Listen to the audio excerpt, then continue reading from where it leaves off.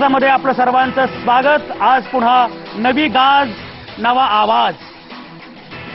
विधिमंडळाचं अधिवेशन सुरू आहे आणि आज नागपूरच्या गुलाबी थंडीत तिथं वातावरण चांगलंच तापलं आहे। अगदी रणांगणाचं स्वरूप आलंय विधिमंडळाला।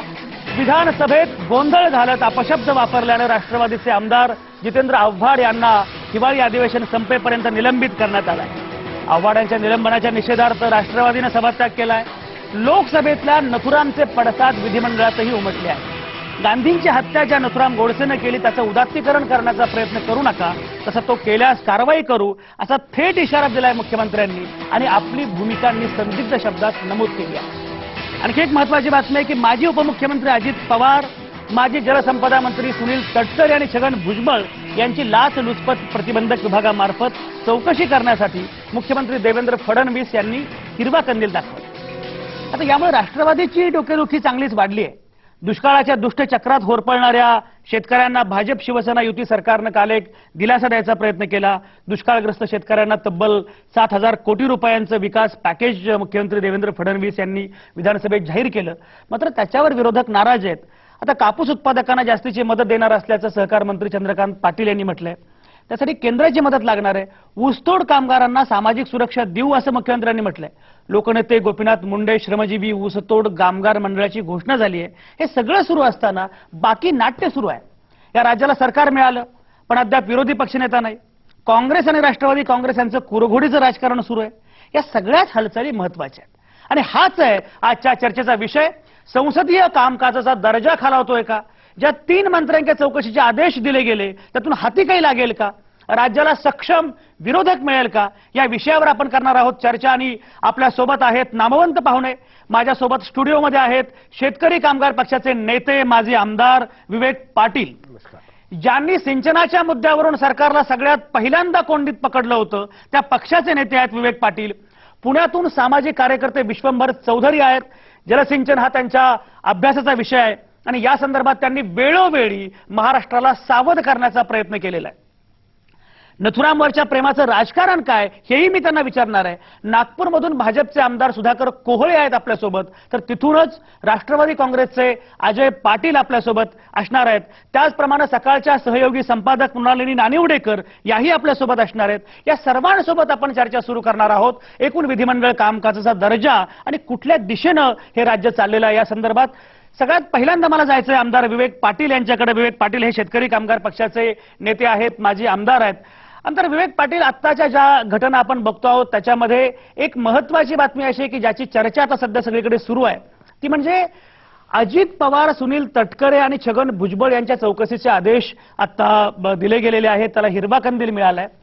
एक म्हणजे छगन भुजबळांचं राहू द्या, पण अजित पवार, सुनील तटकरे यांचा जो जलसिंचनाचा घोटाळा आहे त्या सगळ्या संदर्भात पहिल्यांदा आवाज उठवला तो शेतकरी कामगार पक्षाने। आता चौकशीला हिरवा कंदील मिळाल्यामुळं खरोखरच काही घडेल असं तुम्हाला वाटतं? आता याच्यामध्ये आम्ही सुरुवातीला सर्व पुराव्यानिशी त्या ठिकाणी देण्याचा प्रयत्न केला। त्या बाबतीत काय चौकशी झाली नाही, पण आता चौकशी सुरू झालेलीच आहे। निश्चितच सत्य त्याच्यातनं बाहेर आल्याशिवाय राहणार नाही असा विश्वास मला या ठिकाणी वाटतो आणि ते आलं पाहिजे। सत्य काय आहे जनतेसमोर आलं पाहिजे आणि ते येण्याचा एक चांगला मार्ग सुरू झाला असं माझं मत आहे। विश्वंभर चौधरी आपल्यासोबत आहेत पुण्यातून। विश्वंभर चौधरी, जलसिंचनाच्या एकूण जे काही सगळं झालं त्याच्यामध्ये तुमची भूमिका फार महत्त्वाची होती। तुम्ही महाराष्ट्राला वेळोवेळी सावध करत होता, काय घडतंय ते सांगत होता। आता जलसिंचनाच्या अनुषंगानं जे काही अजित पवारांनी काही केलं असेल किंवा सुनील तटकरेने याच्या अनुषंगानं चौकशी होणार असं म्हटलंय। मला 2-3 गोष्टी तुम्हाला विचारायच्यात। पहिली गोष्ट अशी, एक म्हणजे चितळे समितीचा अहवाल आला, त्याच्यामध्ये काहीच नाही अशा प्रकारे आलं, श्वेतपत्रिकेमध्ये काही नव्हतं आणि आता मात्र एक वेगळी चौकशी समिती आता चौकशी करणार असं म्हटलं गेलेलं आहे। हा एक पहिला मुद्दा। दुसरा मुद्दा म्हणजे भारतीय जनता पक्षाचं सरकार आता आहे, भाजप शिवसेनेचं सरकार आता सत्तेवर आहे, पण हेच लोक तेव्हा विरोधी पक्षामध्ये होते। जर खरोखरच त्यामध्ये एवढ्या काही गडबडी होत्या तर भाजपला तेव्हा कधीच भाजपनं याच्या विरोधामध्ये फार काही आवाज उठवला असं वाटलं नाही। तर असं असताना खरोखरच आता या चौकशीमधून काही निष्पन्न होईल का आणि चौकशीची दिशा काय असावी, काय सांगाल? नाही, आता पहिला भाग थोडासा तांत्रिक जर बोलायचा झाला तर टर्म्स ऑफ रेफरन्स किंवा संदर्भ अटी ज्या काही दिल्या होत्या चितळे समितीला त्यामध्ये तुम्ही आर्थिक अनियमितता शोधा किंवा भ्रष्टाचाराच्या कोण दोषी आहेत ते त्यावरती रिस्पॉन्सिबिलिटी फिक्स करा, जबाबदारी ठेवा, असं काही देण्यात आलेलं नव्हतं. आणि याचा स्पष्ट दोष जसा तत्कालीन सरकारकडे जातो, मी हे अनेक वेळा मांडलं की तसाच तो तत्कालीन विरोधी पक्षाकडे सुद्धा जातो. कारण विरोधी पक्षांनी त्या अटी कोणत्या, चौकशी समिती, चितळी समिती करणार म्हणजे कशाची करणार, तर ती फक्त तांत्रिक चौकशी असं तिचं स्वरूप ठेवलं. म्हणजे अनेक तांत्रिक अहवाल आज उपलब्ध आहेत. मेंढीगिरी समिती आहे, कुलकर्णी समिती आहे, सगळ्याच समितींचा अहवाल उपलब्ध आहे. पण त्याच्यावरती उपाययोजना काय, दोषी कोण आहेत, त्यांना कसं पकडायचं, हे विषय चितळे समितीच्या बाहेर ठेवले होते. आणि भारतीय जनता पक्ष तेव्हा विरोधी पक्ष होता, तोही त्यात सामील अशासाठी होता, जो माझा अंदाज आहे की अर्धे कॉन्ट्रॅक्टर हे कंत्राटदार हे त्यांचे सुद्धा आहेत. त्यांचे अनेक कंत्राटदार आज आपण पाहतो की सुधीर मुनगंटीवारांना घेऊन एक जर तिरुपतीला जे काही त्यांच्यावर आरोप झाला की त्यांच्याबरोबर ते गेले, तर ते कंत्राटदार सुद्धा गोसीखुर्दचे कंत्राटदार आहेत. त्यामुळं कंत्राटदारांची अंतर्गत साखळी ही इतकी मजबूत होती की त्याला पक्षीय भेद हे मानवले नाही. आणि त्यामुळं सर्वपक्षीय शांतता त्याच्यावर नांदली आणि त्यानंतर चितळे समिती आली. आता चितळे समितीने जे काही शोधलं, चितळे समितीने आपल्या परीने संपूर्ण प्रयत्न केला आणि त्यांनी जे काही शोधलं त्यामध्ये अनेक गंभीर गोष्टी आहेत. आणि म्हणून त्यांची चौकशी काही ह्या मर्यादित दायऱ्यामध्ये होऊ शकत नाही. म्हणून एसीबीची चौकशी आता त्यांनी मुख्यमंत्र्यांनी जाहीर केली. मी त्यांच्याबद्दल मुख्यमंत्र्यांचं मी अभिनंदन करतो. मुद्दा असा आहे की अनियमितता कोणत्या स्वरूपाच्या होता, तर सुधारित प्रशासकीय मान्यता द्यायचा ज्याला अधिकारच नाही त्यांनी ती मान्यता दिली. किंवा बजेट सँक्शन जे करायचं आहे ते म्हणजे संबंधित लोकांना न विचारताच सँक्शन झालं. मला असं वाटतं की या गंभीर गोष्टी आहेत. त्याचं कारण ह्या सरकारी प्रक्रियेचाच नव्हे तर प्रशासकीय प्रक्रियेचा भाग आहे.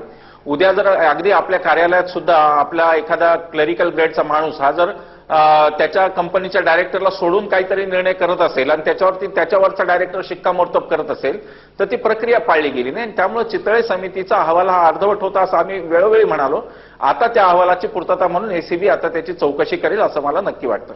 आता जो प्रश्न आहे की भारतीय जनता पक्षाची आत्ताची भूमिका यातली काय आहे, तर हे लक्षात घेतलं पाहिजे की राष्ट्रवादीचा पाठिंबाची गरज नाही. हे झाल्यानंतर ही चौकशी आलेली आहे, प्रक्रिया त्यांची चालू असेल.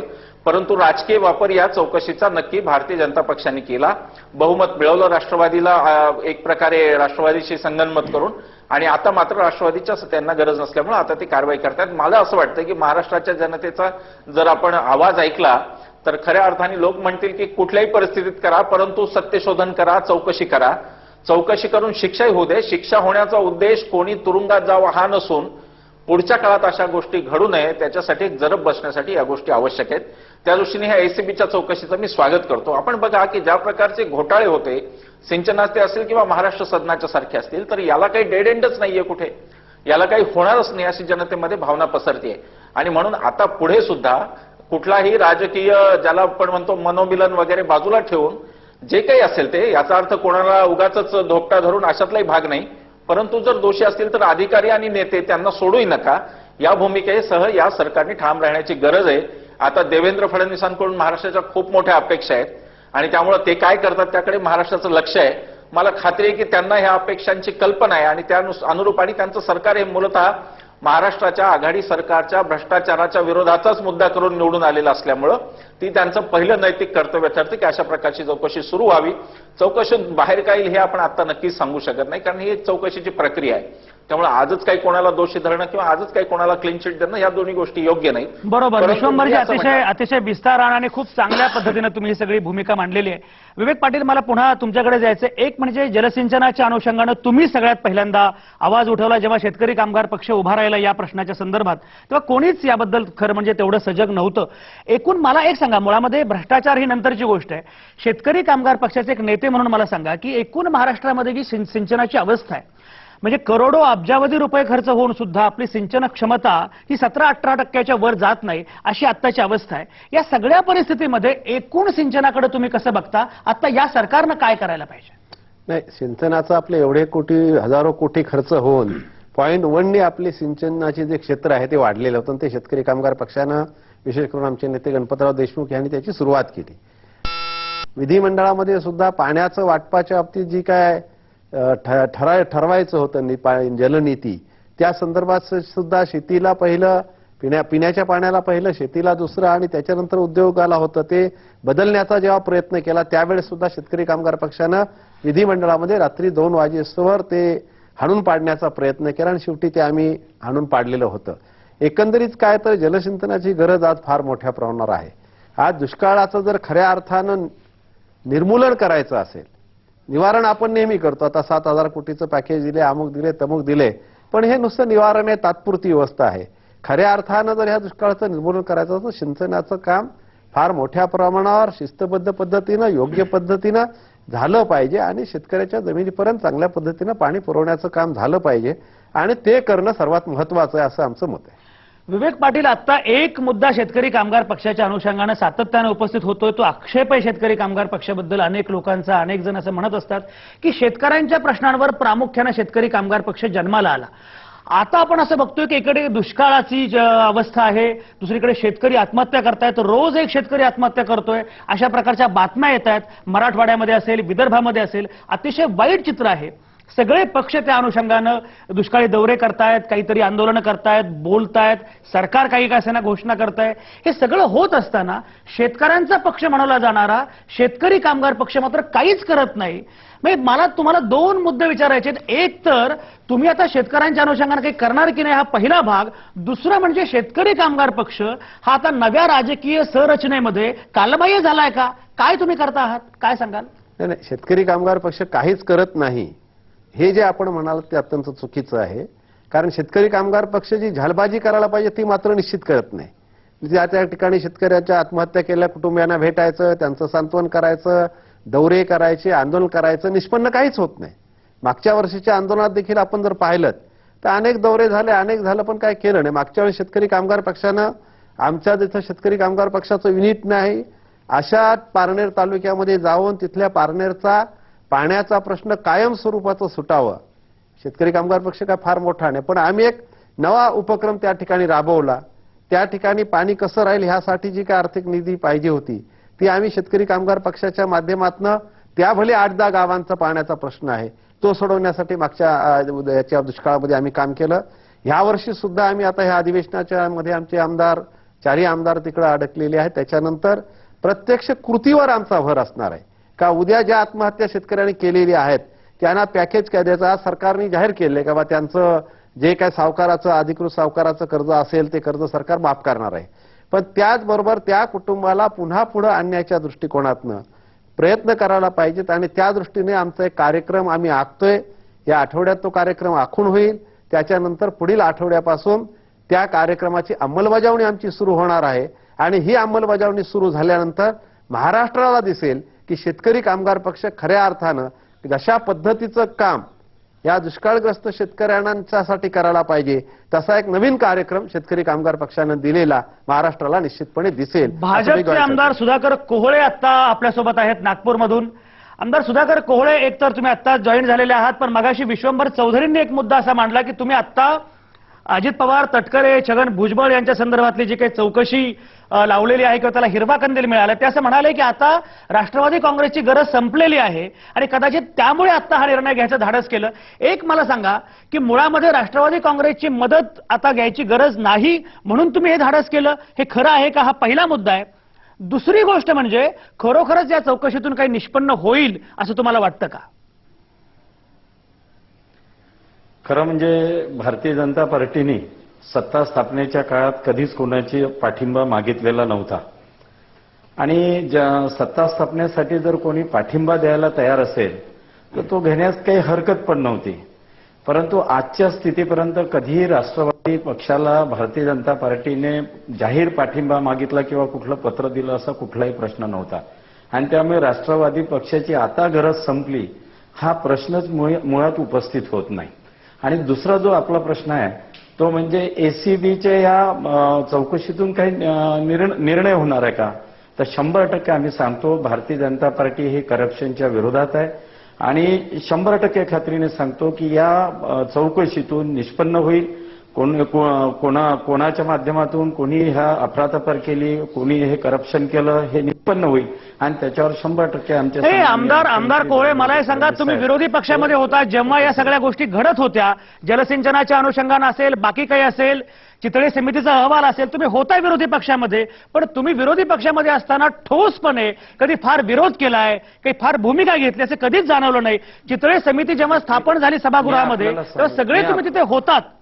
तरी सुद्धा तेव्हा काहीच विरोध केला नाही. मग आता मला आपल्याला- दोन मी गोष्टी आपल्याला दोन नाही सांग- ऐका मी मला आपल्याला तुम्हाला दोन मुद्दे आमदार कोळे विचारायचे आहेत. पहिली गोष्ट अशी आहे की चितळे समितीच्या अहवालामध्ये जर आता काहीच निष्पन्न झालं नव्हतं किंवा काही आलं नव्हतं तर आता काय होणार आहे हा पहिला मुद्दा. आणि दुसरं म्हणजे तेव्हा विरोधी पक्ष म्हणून तुम्ही जर काहीच करत नव्हता तर आताही पुन्हा मग तुम्ही एकत्रितपणे त्या सगळ्यावर काही कराल का, पडदा टाकाल का, अशा प्रकारे एक मोठी चर्चा सध्या सुरू आहे महाराष्ट्रात. काय म्हणणं आहे तुमचं?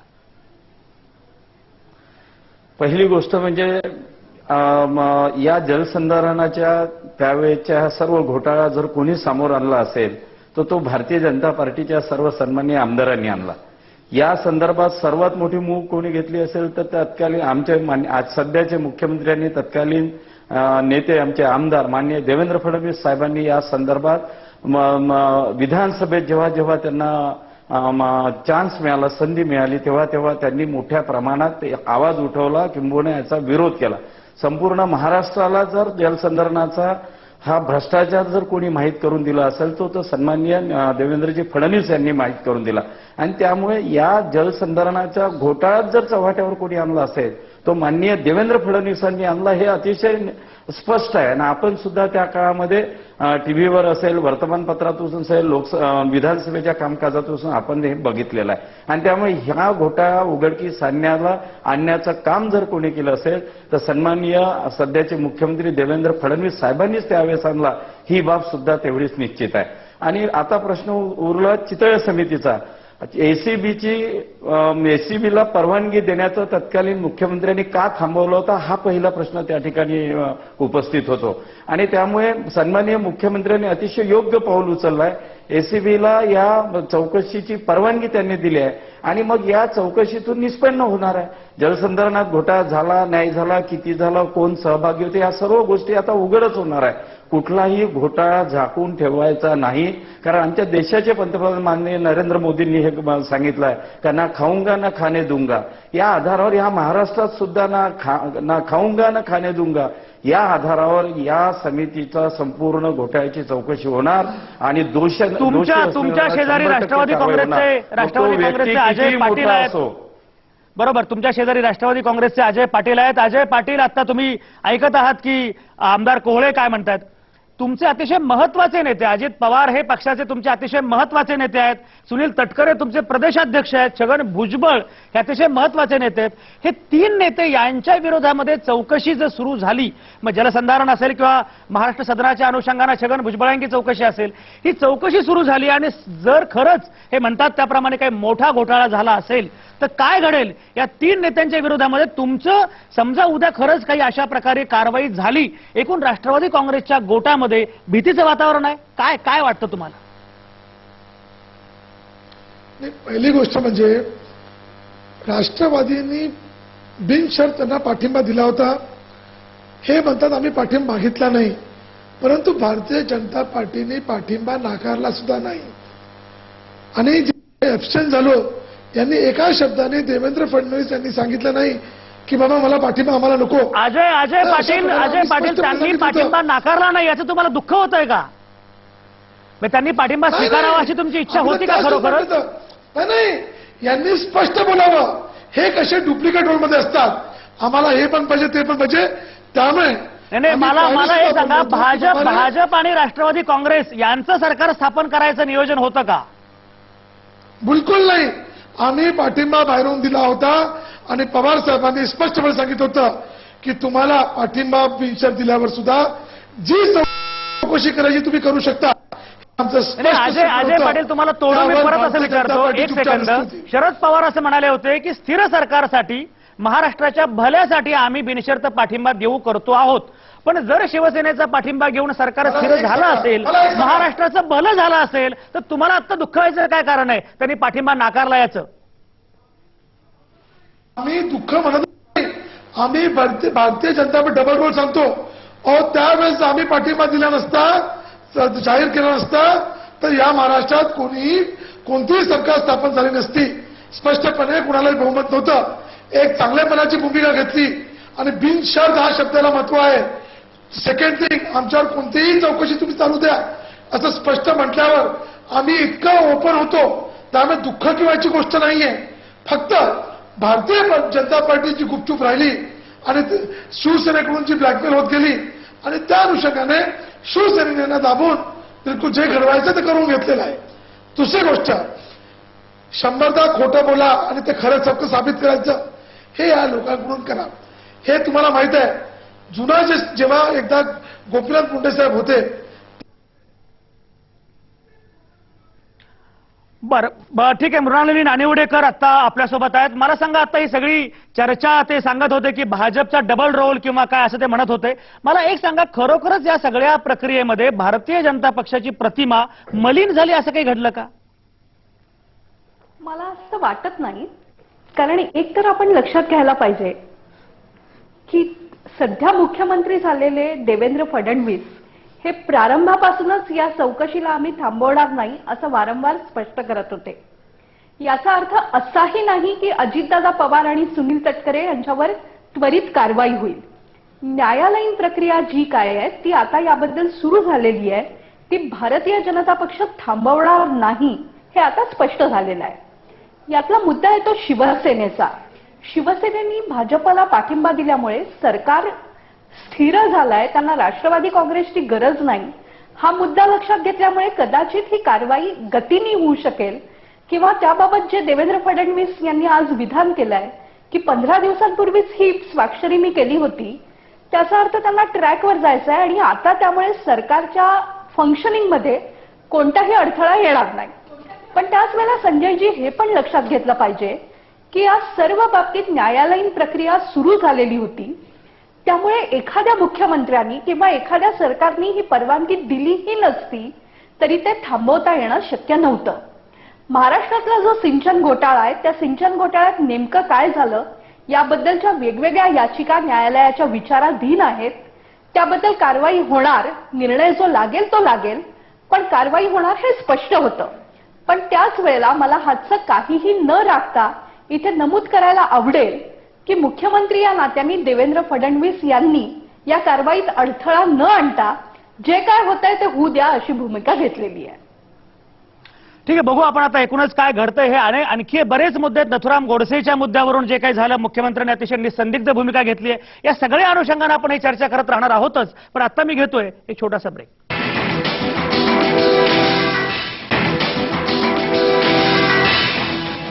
नमस्कार, आवाज महाराष्ट्रामध्ये आपलं पुन्हा एकदा स्वागत. आपण चर्चा करतो आहोत विधिमंडळातल्या एकूण घडामोडींविषयी. विश्वंभर चौधरी आता आपल्यासोबत आहेत. विश्वंभर चौधरी, मला एक सांगा, नथुराम गोडसेंच्या अनुषंगानं लोकसभेमध्ये जी काही चर्चा झाली नथुराम गोडसेबद्दल आणि त्याचे पडसाद उमटले विधिमंडळामध्ये आणि त्याच्यानंतर मुख्यमंत्र्यांनी एक निसंदिग्ध घोषणा केली, सांगितलं की नथुराम गोडसे हा मारेकरी आहे गांधींचा, त्यामुळे त्याचं गौरवीकरण किंवा उदात्तीकरण हा मुद्दा असूच शकत नाही. मुख्यमंत्री काय म्हटले ते अगदी बरोबर आहे, हा मुद्दा अतिशय वेगळा. पण मला एक सांगा, मुळामध्ये आत्ता नथुराम गोडसेचं गौरवीकरण, उदात्तीकरण या प्रकारच्या गोष्टी घडतात कशा? म्हणजे तुम्ही कुठल्या दिशेने हे सगळं चाललंय, कसं बघता तुम्ही? नाही, दिशा ठरलेली आहे पहिल्यापासून. आणि आता स्ट्रॅटेजी जर असेल तर ती एवढीच आहे की गांधींचं नाव मोदींनी अमेरिकेत वापरायचं आणि तिथे स्वतःची प्रतिमा करून घ्यायची, कारण जागतिक पातळीवर जायला असा नेता त्यांच्याकडे नाही. आणि त्यामुळे गांधींची गरजही आहे तिकडे परदेशामध्ये स्वतःचं नाव करायला, उज्ज्वल करायला. परंतु त्याचबरोबर त्यांचे सहकारी त्यांचा अजेंडा पुढे नेत आहेत. मला असं कधीही वाटत नाही की जे काही आज बोललं जात आहे हे आजपासून बोललं जातं असं अजिबात नाही. गांधी गेले तेव्हापासून एक बोललं जात आहे. ते मुद्दा एवढाच आहे की आपल्या वडिलांच्या वयाच्या एका वृद्ध माणसाला बेसावत गाठून गोळ्या घालणं हा जर पुरुषार्थ असेल तर यांनी नथुरामचे जरूर गोडवे गावेत. मग नथुराममध्ये फारच पुरुषार्थ होता असं म्हणायला लागेल. परंतु जे चाललंय उदात्तीकरण ते विकृत आहे आणि ते या देशाला, खरं म्हणजे देशालाच धोकादायक आहे. जसा तालिबान कडून अफगाणिस्तानला धोका होता तितकाच धोका अशा प्रकारच्या दहशतवादी विचारातून देशाला, हे आपण पहिल्यांदा समजून घेतलं पाहिजे. त्याचं कारण असं की नथुराम गोडसे च्या उदात्तीकरणामागे यांची जी सायकोलॉजी आहे ती लक्षात घेतली पाहिजे. अच्छा, मला वाटतं आपला संपर्क होऊ शकत नाही. हा, बोला. हा, मी हे म्हणत होतो की आता नथुराम का आठवला आता, कारण हा अजेंडा आहे, हा पद्धतशीर आहे. हे विकासावरती निवडणुका लढल्या गेल्या, विकासाचा मुद्दा मध्यमवर्गीयांना भावला. आता लक्षात ठेवलं पाहिजे की मध्यमवर्गीयांनी तुम्हाला नथुरामच्या प्रेमासाठी नाही मतं दिलेली, तुम्ही इलेक्शनमध्ये भूलथापा दिल्यात लोकांना की असा विकास होईल, ते होईल, अच्छे दिन आने वाले है. हे अजेंड्यामध्ये नव्हतं, म्हणून मोदी आता स्वतः ते ऑफिशियली बोलू शकणार नाहीत. कारण काही असलं तरी, किती नथुरामचं जरी उदात्तीकरण केलं तरी गांधींच्या विचारांनी, आंबेडकरांच्या विचारांनी जी घटना आणली त्या घटनेद्वारे यांनी शपथ घेतलेली. यांना काही नथुरामच्या कुठल्या ग्रंथातून शपथ नाही यांनी घेतली किंवा ती भगवद्गीतेतून घेतलेली नाहीये, तर ती भारतीय राज्यघटनेच्या चौकटीत घेतलेली शपथ आहे. आणि म्हणून नरेंद्र मोदी असतील किंवा देवेंद्र फडणवीस असतील यांची घटनात्मक जिम्मेदारी आहे की घटनेचं रक्षण करणं आणि अशा प्रवृत्तीचा निषेध करणं. मला देवेंद्र फडणवीस यांच्याबद्दल कुठलीही शंका नाही, परंतु नरेंद्र मोदींचा एकूण आधीचा इतिहास बघता मला असं वाटतं की नरेंद्र मोदींनी याच्यावर एक साधं ट्विट करायचं सुद्धा टाळणं ही चुकीची गोष्ट आहे. खरं तर पंतप्रधानांनी निवेदन करायला पाहिजे होतं. मला आज केविलवाणी अवस्था वाटली लोकसभा अध्यक्षांची, सुमित्राताई महाजन यांची, की त्या साक्षी महाराज कोणी त्यांना विनंती करत होत्या की कृपा करून तुम्ही माफी मागा. हे जर महाराज आणि हे जर धार्मिक एवढा मुजोर असलेले लोक जर अशा प्रकारे देशामध्ये प्रबळ व्हायला लागले तर मला वाटत नाही देशातली जनता ते स्वीकारेल. मोदी सरकार चुकीचा अर्थ जर घेत असेल या बहुमताचा तर हे स्पष्टपणे लक्षात घेतलं पाहिजे की हे बहुमत राम मंदिर किंवा नथुराम यांच्यावर नसून हे बहुमत तुम्ही अच्छे दिन आने वाले हे, विकास होणार आहे, आर्थिक वगैरे तुम्ही बोलला आणि म्हणून ते आलं. तुम्ही जर हे प्रचारात कधी बोलायची हिंमत केली असती तर भारताच्या जनतेने तुम्हाला स्पष्टपणे नाकारलं असतं. कारण भारताची जनता जशी ढोंगी धर्मनिरपेक्षता नाकारते तशीच कट्टर हिंदुत्व आणि कट्टर धार्मिकता सुद्धा ती नाकारते. ती जनता मधल्या रस्त्यावरून चालते. एक लक्षात घेतलं पाहिजे संजयजी, आपण या मुद्द्याने याची चर्चा होते की आता मोदींपासून काही धोका आहे का सेक्युलरिझमला. मला अजिबात असं वाटत नाही. त्याचं कारण असं की ह्यांना काय करायचं ते करू दे, अल्ट्रा सेक्युलरिस्ट लोकांनाही काय करायचं ते करू दे. जोपर्यंत इथला मुख्य प्रवाह हा सहिष्णू आहे, स्वतः सेक्युलर आहे, तोपर्यंत या गोष्टी घडणार नाहीत. मी नेहमी म्हणतो की देशात जोपर्यंत दंगली झालेल्या शहरांपेक्षा दंगली न झालेली शहरं जास्त आहेत, देशात जोपर्यंत दंगली झालेल्या गल्ल्यांपेक्षा दंगली न झालेले गल्ल्या मोहल्ले जास्त आहेत, तिथपर्यंत सेक्युलरिझमची भीती नाही. परंतु राज्यघटनेची शपथ घेतल्यानंतर एका खासदारांनी असं बोलावं आणि त्याच्यावर पंतप्रधानांनी सोयीस्कर मौन पाळावं. मौन पाळल्याबद्दल मनमोहन सिंग यांना किती बदनाम करत होते. आज एकही ट्विट नाही. एवढी प्रकरणं झाली, भाजपचे लोक एवढे वेड्यासारखं बोलले. काय त्या स्मृती इराणी बोलतात आणि काय ते बोललं जातं सगळं. सुषमा स्वराज सुद्धा काय बोलतात त्याच्यावर मोदींचं एकही विश्वंभर चौधरी, त्याला जोडूनच मला तुम्हाला असा एक प्रश्न विचारायचा आहे की देवेंद्र फडणवीस हे अतिशय कर्तबगार, तरुण आणि अतिशय गुणी नेते आहेत आणि त्यांच्याकडून खूप अपेक्षा आहेत असं आपण मानत असतो आणि ते खरंच आहे. पण दुसरीकडे देवेंद्र फडणवीस यांनी हे कधीच लपवून ठेवलेलं नाही की ते राष्ट्रीय स्वयंसेवक संघाचे अतिशय जवळचे आहेत. हेडगेवारांना ते अतिशय पूज्य मानतात. आणि आता असं दिसतंय आपल्याला की आरएसएसचे अनेक प्रचारक आता वेगवेगळ्या ठिकाणी चांगल्या पदांवर, मंत्रिपदांवर किंवा महत्वाच्या पदांवर आहेत. हा एक भाग आहे. दुसरं म्हणजे अखिल भारतीय विद्यार्थी परिषदेचे अनेक नेते आता त्या सगळ्या याच्यामध्ये आहे. एकूण हे सगळं केडर बदलत चाललेलं आहे, राजकारणाचं चित्र बदलत चाललेलं आहे. अशा वेळी महाराष्ट्राचं आता नवं राजकारण तुम्ही कसं बघता? नाही, एक गोष्ट मी स्पष्टपणे सांगतो की आरएसएस मध्ये सगळेच लोक काही त्या अंगाने विचार करतात जातीवादाच्या. असं काही मी सरसकट विधान मी करणार नाही. अभाविपचंही मी असं विधान करणार नाही. मी असं म्हणणार की ते दोन्ही प्रकारचे एलिमेंट त्यामध्ये आहेत. मला असं वाटतं की त्यातल्या त्यात आरएसएस मधले जे उदारमतवादी आहेत त्यांचा वापर इलेक्शन पुरता होतो आणि इलेक्शन झाल्यानंतर जहालमतवाद्यांना समोर आणलं जातं. ज्या प्रकारची भाषा गिरिराज किशोर बोलतात, ज्या प्रकारची भाषा अनेक तमाम अशोक सिंगलांपासून जे नेते बोलतात, आणि आरएसएसची भूमिका अशी आहे भारतीय जनता पक्षाच्या बाबतीत की भारतीय जनता पक्षातले निर्णय बहुंशी आरएसएस करील, परंतु तशी वेळ आली तर जर अंगावर येण्याची वेळ आली तर आरएसएस म्हणणार की आम्ही फक्त एक सांस्कृतिक संघटन आहोत. आणि हे त्यांचं फार वर्षापासून, आजची नाही, ही खूप वर्षांची. मी स्पष्ट भाषेत एकदा म्हणालो की राष्ट्रीय स्वयंसेवक संघाला अपत्य पाहिजे पण पालकत्व नको, ही ती भूमिका आहे. म्हणजे एक राजकीय अपत्य आपलं पाहिजे, त्याच्याद्वारे राजकीय अजेंडा सुद्धा राबवायचा आहे, त्याला निवडणुकीत सुद्धा निवडून आणायचं आहे. स्वयंसेवक निवडणुकीत उतरणार आहेत, प्रचार करणार आहेत आणि पुन्हा हे म्हणणार आहेत की आम्ही काही राजकीय संघटन नाही, निवडणुका झाले की आम्ही फक्त सांस्कृतिक संघटन आहोत. ही दुहेरी चाल आहे. सुधाकर कोळे, ही सगळी चर्चा तुम्ही ऐकताय. विश्वंभर चौधरींनी काही गंभीर मुद्दे उपस्थित केलेले आहेत एकूण भारतीय जनता पक्षाच्या अनुषंगानं, राष्ट्र संघाच्या अनुषंगानं. त्यांचं म्हणणं असं आहे की जे आमदार, खासदार, मंत्री ज्या प्रकारची विधानं करतायत, ज्या प्रकारचं एक राजकारण आहे, नवी व्यूहरचना आहे, या सगळ्याकडे सुधाकर कोळे तुम्ही कसं बघता? काय भूमिका आहे तुमची? नाथुराम गोडसेंचा कोणीही पाठिंबा देऊ शकत नाही. राष्ट्रपिता महात्मा गांधींचा मारक करायला कोणी राष्ट्रभक्त म्हणणार नाही. आणि म्हणूनच माननीय मुख्यमंत्री देवेंद्र फडणवीस साहेबांनी आज आपली भूमिका अतिशय स्पष्टपणे या ठिकाणी सांगितली आहे. आणि महात्मा गांधी जी काही कुठल्या पक्षाचे नव्हते. त्यांनी देशाला स्वातंत्र्य मिळवून दिलं आणि त्यांचा जे भारत स्वच्छ अभियानामध्ये महात्मा गांधींनी जी त्या काळामध्ये जी काही भूमिका मांडली होती ती भूमिका घेऊनच माननीय नरेंद्र मोदीजी असेल, भारतीय जनता पार्टी असेल, यापुढे देशामध्ये जात आहे. स्वच्छ भारत अभियान, स्वच्छ भारत, सशक्त भारत हे अभियान त्या माध्यमातून आम्ही राबवत आहे.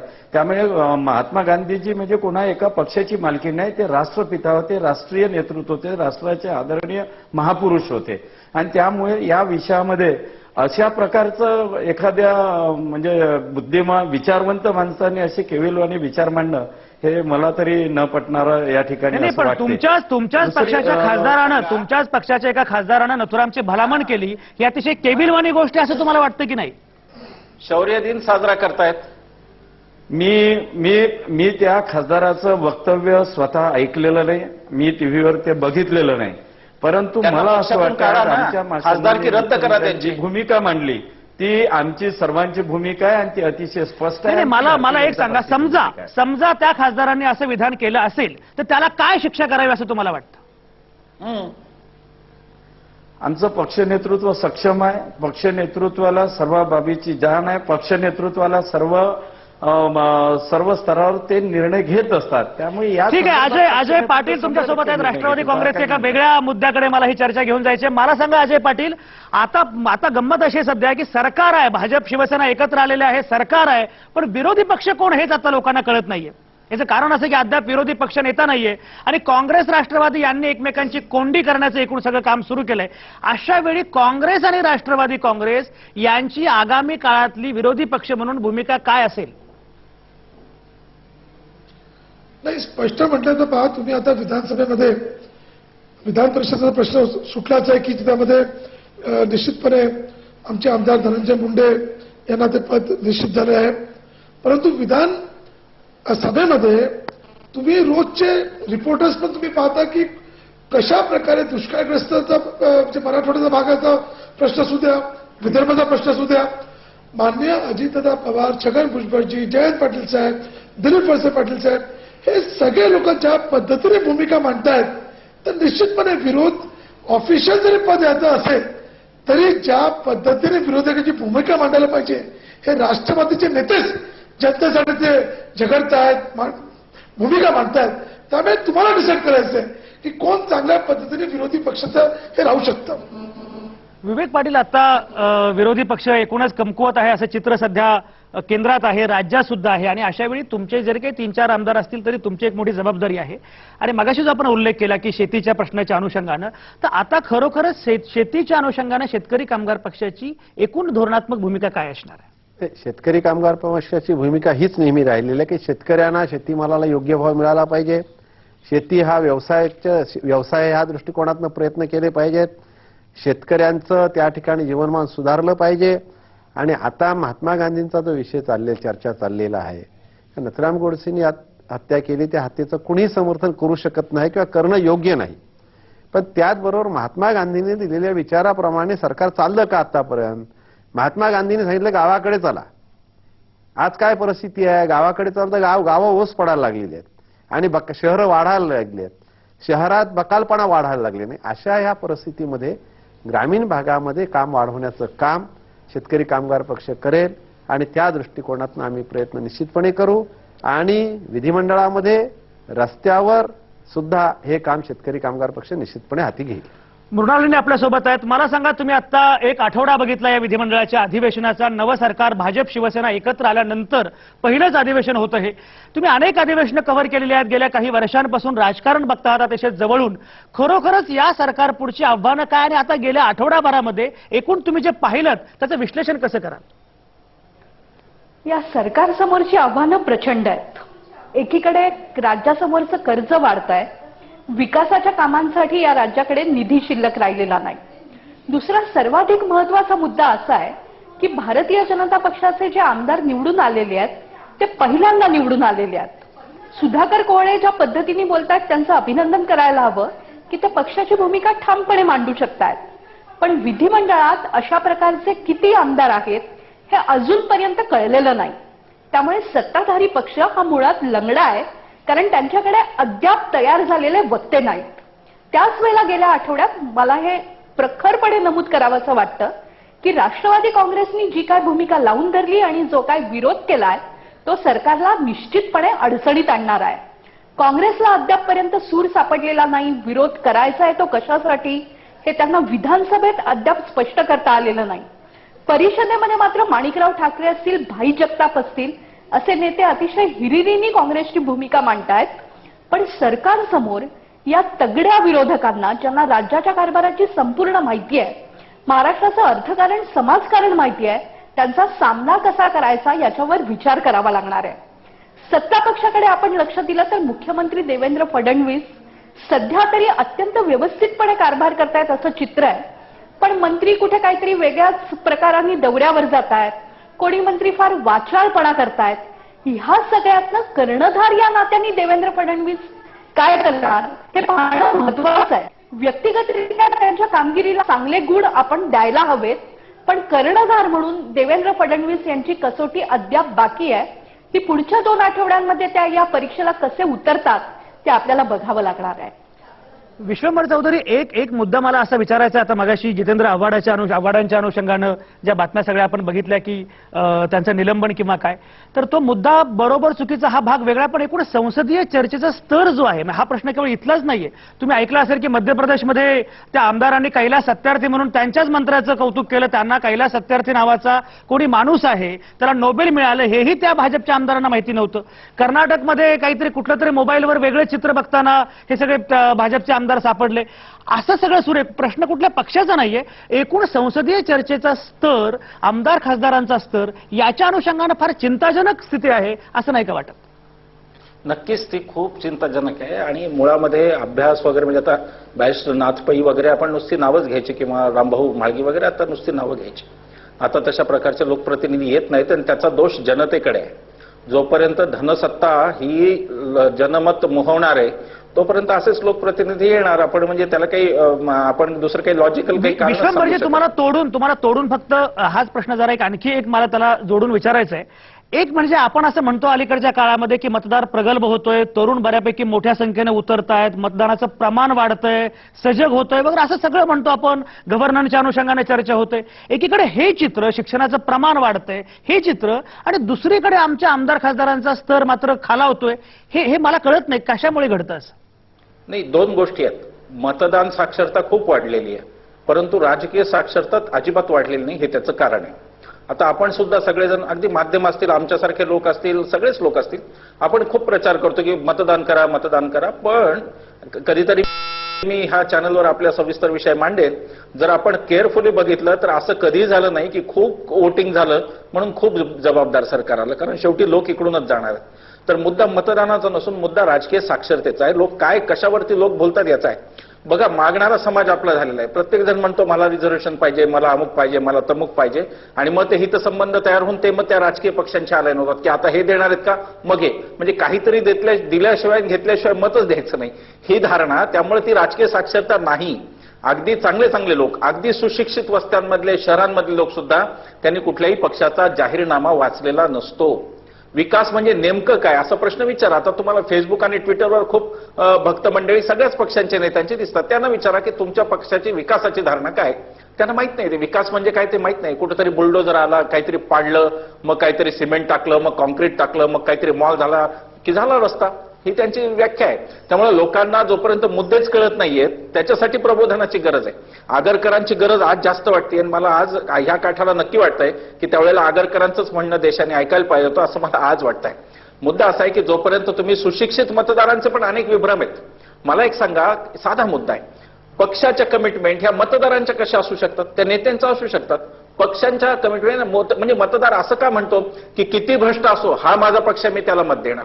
ही काय मानसिकता आहे की एक पक्ष जरी माणूस जर चांगला असेल दुसऱ्या पक्षाचा तर का देऊ नये. मला असं वाटतं की लोकशाहीमध्ये ही फार मोठी गॅप आपल्याला दिसते की लोकांच्या अपेक्षा या पण विकृत आहेत लोकांनाही बऱ्याच वेळेला सगळं फुकट पाहिजे, ते देणारे लोकप्रतिनिधी पाहिजेत आणि मग एवढं सगळं करून पुन्हा लोकशाही मात्र चांगली लोकशाही पाहिजे. मला असं वाटतं की ही गोष्ट शक्य नाही, याला मुळापासून बदलायला लागेल, लोकांना सजग व्हायला लागेल. ज्याशी लोक बघा 1000 लोकांचा एक दबाव गट जर एका तालुक्यात झाला आणि तो सांगायला लागला की तालुक्याचे हे प्रश्न आहेत, त्याच्यावरती काय म्हणायचं तुम्हाला सांगा, ते बाबरी मशीद आणि राम मंदिर आणि काय अमुक नको आहे आम्हाला एवढं सांगा की याच्यावर काय होणार आहे. परंतु लोक त्या प्रश्नावर निवडणुका लोक सुद्धा मत देत नाहीत आणि म्हणून राजकीय पक्ष सुद्धा धर्म, जाती, पैसा याच्या भोवती स्वतःला गुरफटून घेतात, कारण त्यांना माहिती लोक याच्यावरच मत देतात. तर मतदार सुशिक्षित होणं, जागृत होणं याच्याशिवाय याला काहीही आपल्याला करता येणार नाही. लोकप्रतिनिधीचं प्रशिक्षण अनेक ठिकाणी घेतात, रामभाऊ मागी संस्था सुद्धा चांगल्या पद्धतीने प्रशिक्षण घेते, परंतु लोकप्रतिनिधींना त्यांची किती गरज वाटते आणि पक्षाला किती वाटते. म्हणजे पक्ष असं म्हणतो का चांगला उमेदवार आहे, चांगलं ट्रेनिंग झालंय, आता याला कंटिन्यू करून नाही म्हणत पक्ष. पक्षात सुद्धा पैसे देऊन मतदार उमेदवार अगदी खरं विश्वंभरजी, हा फार व्यापक चर्चेचा विषय आणि राजकीय संस्कृती या विषयावरच खरं म्हणजे एक चर्चा आपण घेतली पाहिजे आणि हे सविस्तरपणे या मुद्द्यांवर बोललं पाहिजे. मृणालिनी, मला सांगा, आता हा व्यापक चर्चेचा पट क्षणभर आपण जरा दूर ठेवू. आता या आठवडाभरामध्ये विधिमंडळामध्ये काय घडलं, एकूण महत्वाचे निर्णय काय होते, महत्वाचे मुद्दे काय होते? कारण राज्यपालांच्या अभिभाषणावर पृथ्वीराज चव्हाणांचं भाषण आहे, त्यांनी काही फार कडवट टीका केलेली आहे आणि तरीही अतिशय महत्वाच्या घोषणा, महत्वाचे निर्णय काही झालेले आहेत. एकूण या आठवड्याचं विश्लेषण तुम्ही कसं कराल? अगदी खरं तर लक्षात घेतलं पाहिजे की दुष्काळ पॅकेज, जे साधारणतः विश्वंभर चौधरी या विषयावर जास्त बोलू शकतील, की गावांमधलं पर्जन्य तिथे कसं अडवता येईल आणि पाण्याची पातळी कशी वाढता येईल याच्यावर भर देणारा एक निर्णय विधानसभेत झाला. तो पॅकेजचा मुख्य भाग होता. ही अतिशय चांगली गोष्ट झाली. त्याच वेळेला मला असं वाटतं की निर्णय होतात पण अंमलबजावणीच्या नावाने शून्य असतं. पृथ्वीराज चव्हाणांनी मुख्यमंत्री या नात्याने दुष्काळमुक्त महाराष्ट्रासाठी बरंच काही करायचा प्रयत्न केला, पण तो कागदावर किती राहिला आणि प्रत्यक्षात किती राहिला ते भारतीय जनता पक्षाला उत्तर द्यावं लागेल. आज गृह खात्याच्या चर्चेला उत्तर देताना मुख्यमंत्र्यांनी बदल्यांचे अधिकार विकेंद्रित केले जातील ही जी घोषणा केली ती देखील अतिशय महत्वाची आहे. त्याचबरोबर राष्ट्रवादी काँग्रेसनी त्यांचं वर्चस्व ज्या भागात आहे तिथल्या दूध उत्पादकांचा प्रश्न ज्या रीतीने लावून धरला आणि साधारणतः या दूध उत्पादक संघांना मदत मिळायलाच पाहिजे असा जो दबाव आणला तोही या आठवड्याचा मुख्य भाग आहे. मला या निमित्ताने हे नमूद करायला हवं की मुख्यमंत्री देवेंद्र फडणवीस ज्याप्रमाणे स्वच्छ चारित्र्याचे आग्रही आहेत त्याचप्रमाणे पृथ्वीराज चव्हाणही होते. त्यांना डिलिव्हर करता आलं नाही, त्यांचे आमदार त्यांच्याशी फटकून वागले, याची कारण मीमांसा हा वेगळा विषय आहे. पण ते या सरकारवर कशा प्रकारची टीका करतायत हा अतिशय महत्वाचा विषय आहे. एक कन्स्ट्रक्टिव्ह ऑपोजिशन म्हणून राष्ट्रवादी काँग्रेस असेल किंवा काँग्रेस असेल यांच्याकडे भारतीय जनता पक्षाने बघायलाच हवं. आणि संजयजी, आपण शिवसेना हा मुद्दा वारंवार विसरतो. 63 आमदार निवडून आलेल्या शिवसेनेनी मंत्रिमंडळात समाविष्ट व्हायचा निर्णय घेतल्यावरचं हे पहिलं अधिवेशन आहे. मात्र सेनेचा एकही मंत्री या कालावधीमध्ये फारशी चमकदार कामगिरी करू शकलेला नाही. किंबहुना हा निर्णय योग्य होता की नव्हता अशा संभ्रमात सेनेचे मंत्री आजही वावरताना दिसतायत. त्यामुळे भारतीय जनता पक्षाने त्यांना प्रभावित करून संधीच दिलेली नाही हे त्यामागचं कारण आहे की शिवसेना अजून चाचपडत पुढे जाण्याचा प्रयत्न करते. याच्यावरही मला असं वाटतं विचार करायची आज वेळ आलेली आहे. मृणालिनी, मुलाचे पाय पाळण्यात दिसतात त्याप्रमाणे सरकारचे पाय आता या पहिल्या अधिवेशनात दिसलेले आहेत. मला एक सांगा, हे सगळं आता तुम्ही सांगताय की भाजप शिवसेना यांचे संबंध, काँग्रेस राष्ट्रवादी यांचे संबंध, सरकारची कामगिरी, विरोधी पक्षांची कामगिरी, एकूण राजकीय चित्र या सगळ्यातून 5 वर्षांचा तुम्ही कसा अंदाज लावू शकता? मला एक तर वाटतं की आतापर्यंत असं वाटायचं की देवेंद्र फडणवीस यांचं सरकार 1.5 ते 2 वर्ष चालेल. राष्ट्रवादी काँग्रेसच्या पाठिंब्यावरचं हे सरकार आहे. एसीबीच्या चौकशीतनं वेगळं काही बाहेर आलं तर कदाचित राष्ट्रवादी काँग्रेस हा पाठिंबा काढून घेऊ शकेल. ती शक्यता शिवसेना सरकारमध्ये आल्यामुळे पूर्णपणे मावळलेली आहे. त्याच वेळेला हेही लक्षात घ्यायला हवं की अजितदादांनी महाराष्ट्राच्या राजकारणावर जी काय पकड मिळवली होती ती आवडो किंवा न आवडो त्याचं सभागृहात सातत्याने प्रतिबिंब दिसतंय. दिलीप वळसे पाटील जे अध्यक्ष होते त्यांनी सरकारला वेळोवेळी पहिल्या आठवड्यातच अडचणीत आणण्याचा प्रयत्न केलेले आहेत. त्यामुळे राष्ट्रवादी काँग्रेस विरोधी बाकांवर गेल्यावर सरकारसमोर एक मोठं आव्हान तयार झालेलं आहे. ही अपोजिशन कन्स्ट्रक्टिव्ह असेल का या प्रश्नाचं मी उत्तर आता देऊ शकणार नाही. पण राष्ट्रवादी काँग्रेस फार महत्वाच्या प्रकारे पुढे येते, काँग्रेस मात्र चाचपडते आणि भारतीय जनता पक्षाच्या प्रेरणेने चालू झालेल्या सरकारला मी याला युती सरकार म्हणायला तयार नाही. भारतीय जनता पक्षाच्या आमदारांची संख्या कितीतरी जास्त आहे शिवसेनेपेक्षा. त्यामुळे या सरकारचा जो अडचणीचा मार्ग आहे, तिजोरीत पैसा नाही, निर्णय घ्यायचे असतील बरोबर. तर आपल्याकडे आमदार वेळ कमी आहे. कुठे सुधाकर कोहळे काही महत्वाचे मुद्दे त्यांनी मांडलेले आहेत. ते असं म्हणतात की एकतर तुमचे आमदार नौखे आहेत, त्यामुळे तुमच्याकडे चांगले बघते नाहीये, चांगले मुद्दे मांडले जात नाहीत. हा पहिला भाग. दुसरा म्हणजे भाजप शिवसेना या दोघांचं सरकार जरी असलं तरी शिवसेनेचे मंत्री काही फार चमकदार कामगिरी करत नाहीत किंवा भाजप शिवसेना आणखी एकसंध आहेत असंच चित्र नाही. या सगळ्या याच्यामध्ये तुम्ही सरकार कसं चालवणार आहात? पहिली गोष्ट, भारतीय जनता पार्टीचे सर्व उमेदवार नौखे हे म्हणणं अतिशय चुकीचं आहे.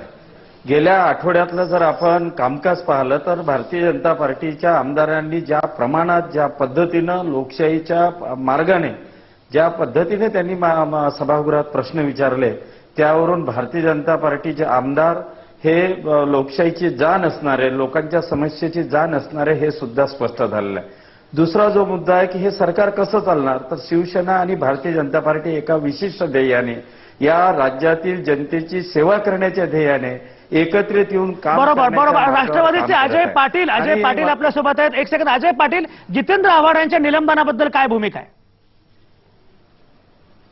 नाही, पहिली गोष्ट तर मी स्पष्ट करू इच्छितो की जितेंद्र आव्हाडांनी स्पष्टपणे तिथे सांगितलं होतं की मी असं काही बोललो नाहीये आणि तुम्ही रेकॉर्ड चेक करा, रेकॉर्ड दाखवा मला. दुसरी गोष्ट, माननीय अजितदादांनी सभागृहात स्पष्टपणे तेच त्यांनी सांगितलं की जर जितेंद्र आव्हाड हे बोलले असतील ते दिलगिरी व्यक्त करतील आणि ते तुम्ही त्या प्रोसिजरमधून काढून टाका. हीच गोष्ट पार्लमेंटमध्ये जेव्हा तुमचे साक्षी महाराज जे काही तुमचे महात्मा गांधींच्या विरोधात असं काही शब्द वापरतात, त्यावेळेस लोकसभा अध्यक्ष, सन्मान्य अध्यक्ष त्यांना विनंती करतात आणि ते त्यांना माफी मागून लगेच ते प्रकरण थांबतं.